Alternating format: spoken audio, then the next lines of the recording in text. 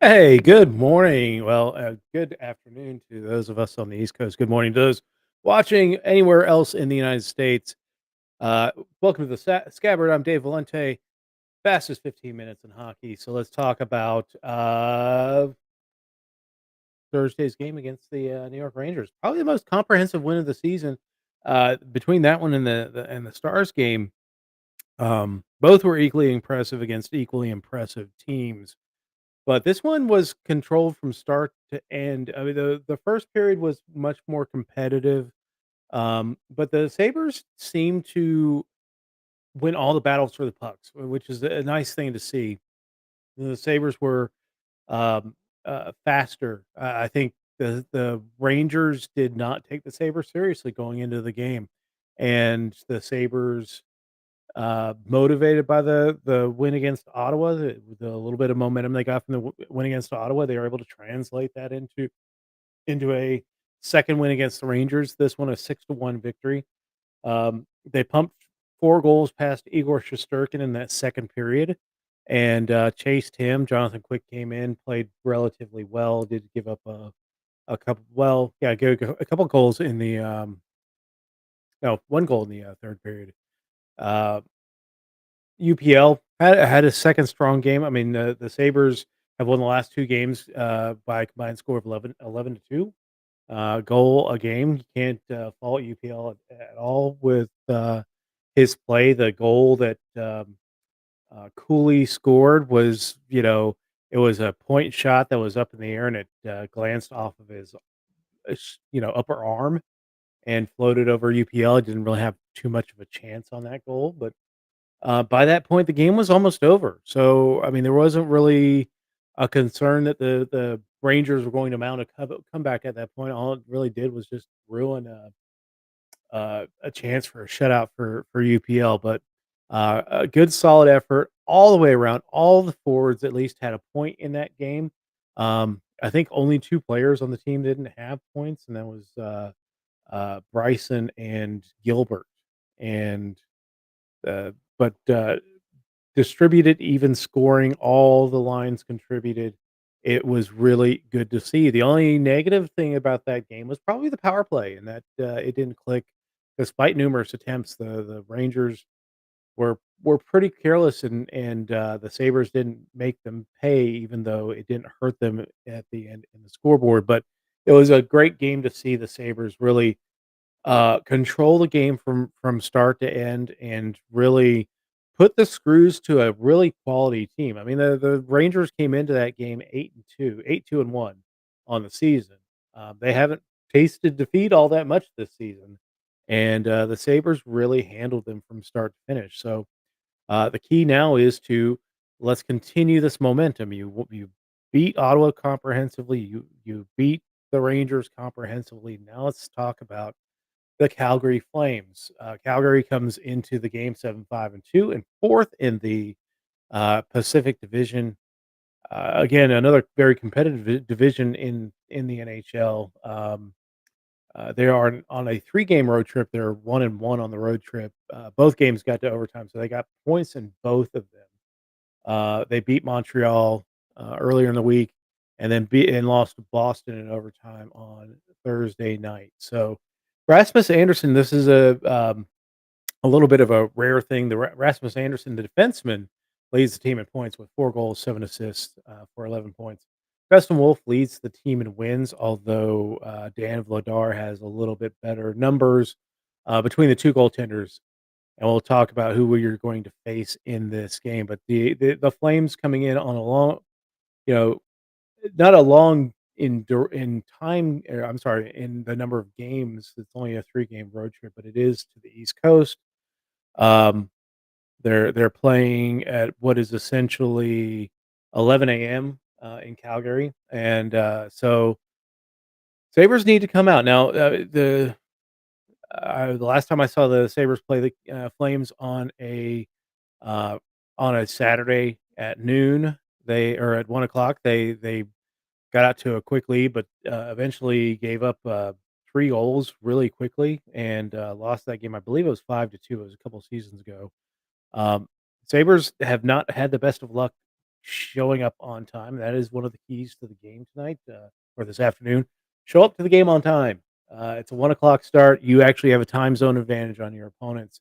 Show up with effort. You had the day off. You didn't have practice yesterday. So you should be fresh for this game. Even though you're traveling in from New York, it wasn't a long trip. It's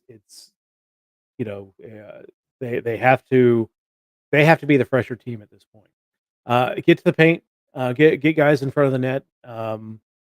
That's again, a lot of the goals that we saw scored the other night were a little further out. I think the Sabres will do well to get to the net, get an ass in front of the goaltender, and be able to distract him and block his view and things like that. So, continue to get to the paint, continue to drive the paint, continue to go to the paint with your stick on the ice, and be ready for a pass and a scoring chance, and then build on momentum. I mean, again, we're at 2 games in a row.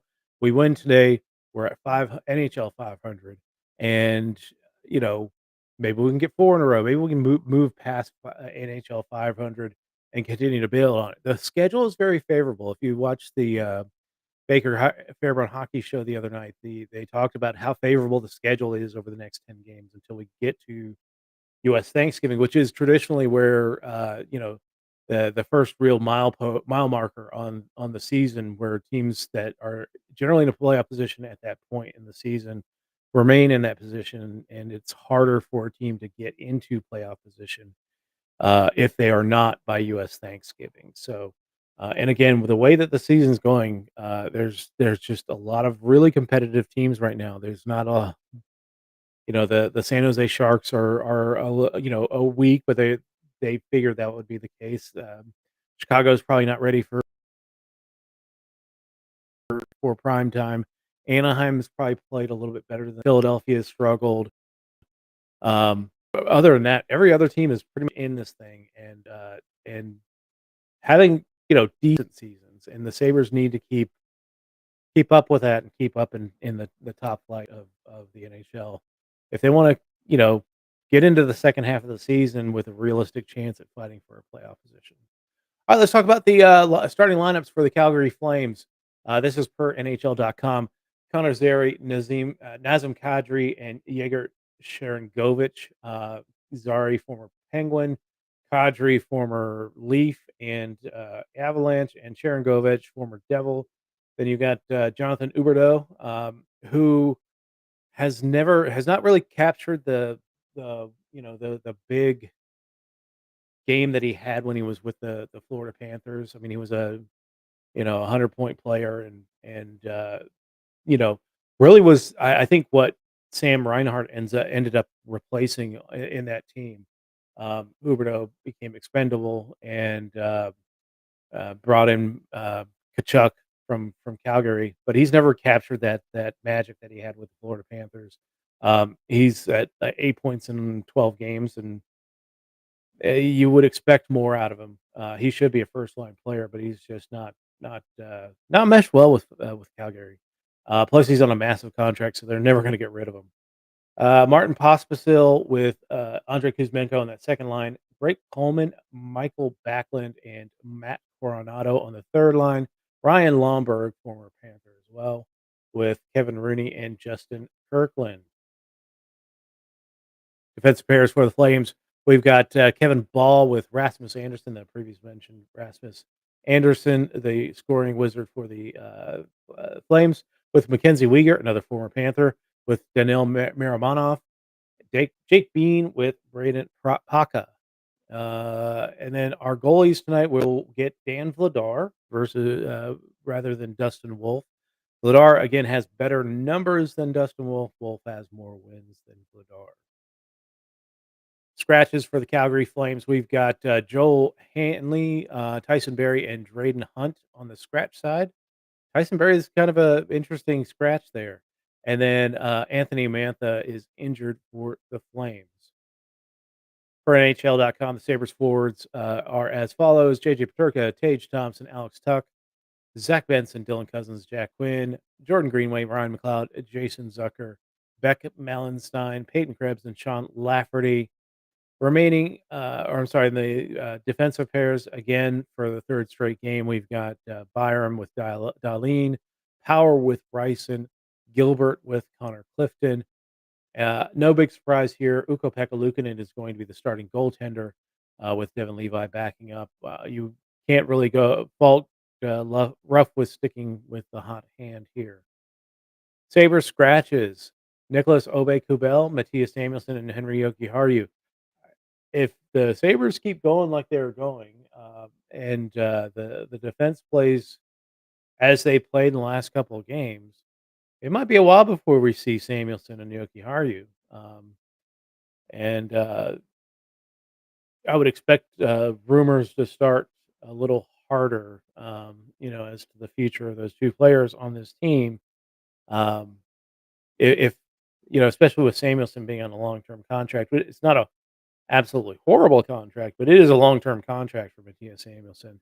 Um, he's young, probably still has some value out there. I just don't know what the Sabres could get in return for Samuelsson at this point. Yoki Haru is a free agent at the end of the season. I'm expecting him to move at the deadline. Um, whether the Sabres are in it or out of it, or still fighting for it, the I don't think he's in the long-term plans for the Buffalo Sabres. So, um, longer this goes, a lot more interesting the conversations around those two players will be. Today's odds per DraftKings, play responsibly. Buffalo is a goal and a half favorite in this game with the over/under predicted as 6. Buffalo is a minus 142 on the money line. Again, play responsibly, or be like me and not play at all. On this date in Sabres history, November 9th, 2000, Max Affinaganoff, Max Nation, and Jason Woolley each had 2 assists in a 3-0 victory over the Islanders. That was probably after the Gordon's Fisherman outfits, so, but back in the dark days of the New York Islanders. Week ahead, I did take off Calgary's, but, Calgary, Saturday, which is today. Monday, we'll be playing Montreal. Thursday at St. Louis, and let me make sure the Sabres have a game on next Saturday.